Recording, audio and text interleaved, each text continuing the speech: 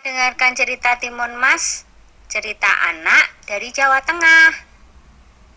Pada zaman dulu kala, hiduplah sepasang suami istri. Mereka adalah petani yang tinggal di sebuah desa di dekat hutan. Mereka hidup bahagia. Sayangnya, mereka belum dikaruniai seorang anak.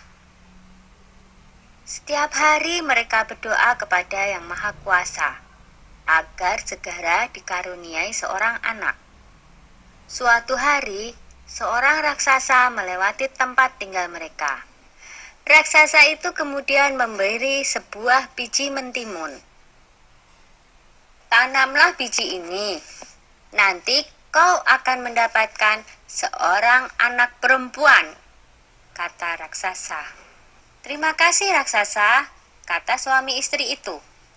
Tetapi ada syaratnya.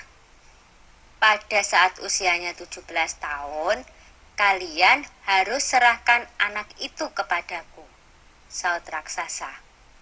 Tanpa pikir panjang, mereka segera menerima biji itu dan menyetujuinya. Suami istri itu kemudian menanam biji mentimun itu. Setiap hari mereka merawatnya dengan baik. Beberapa bulan kemudian, tumbuhlah sebuah mentimun yang berwarna keemasan. Buah mentimun itu semakin lama semakin besar dan berat. Ketika masak, mereka memetiknya. Dengan hati-hati, buah itu pun mereka potong. Betapa terkejutnya mereka, karena di dalam mentimun itu ada seorang anak bayi perempuan yang cantik dan lucu. Tahun demi tahun berlalu, Timun Mas tumbuh menjadi gadis yang cantik jelita. Kedua orang tuanya sangat bangga padanya.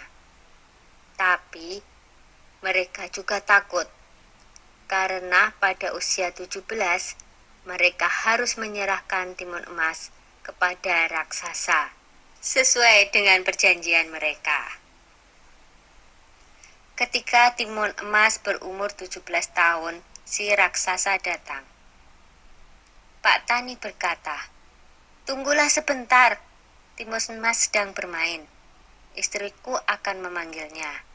Lalu ia segera menemui anaknya.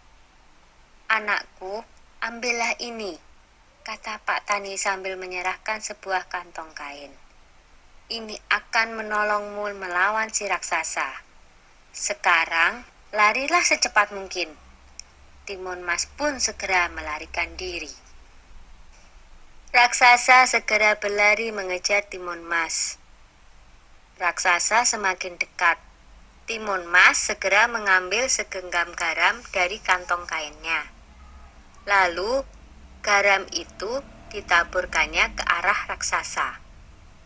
Tiba-tiba, muncullah sebuah laut di depan raksasa.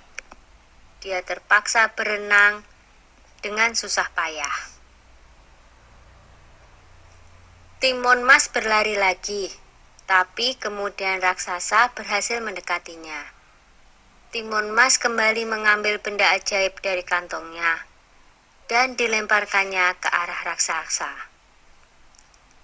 Seketika muncullah pohon dengan ranting dan duri-duri tajam menghalangi si raksasa. Raksasa berteriak kesakitan. Tapi raksasa itu sungguh kuat dan terus mengejar Timun Mas. Maka Timun Mas pun mengeluarkan benda ajaibnya yang ketiga. Ia menebarkan biji-biji mentimun ajaib. Seketika itu pula, tumbuhlah kebun mentimun yang sangat luas.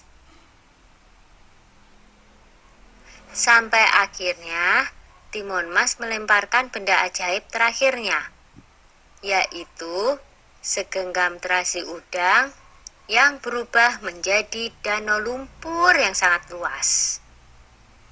Raksasa itu akhirnya terjerembab di danau lumpur itu dan tak bisa lolos lagi. Timun Mas selamat dari kejaran raksasa. Timun Mas pun kembali ke rumah orang tuanya. Ayah dan ibunya sangat senang melihat Timun Mas berhasil selamat. Sejak saat itu, mereka hidup bahagia bersama-sama. Sudah dulu ya cerita Timun Masnya. Jumpa